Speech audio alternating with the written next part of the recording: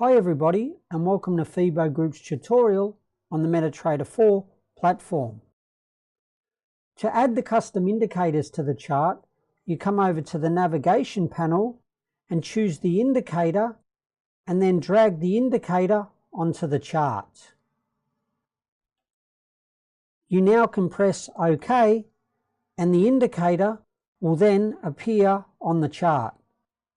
You can also do the same action by coming to the top of the screen and choosing Insert and then Indicators, and you will find the indicator here that you can also drag onto the chart. That's all from this tutorial, and I'll see you in the next lesson.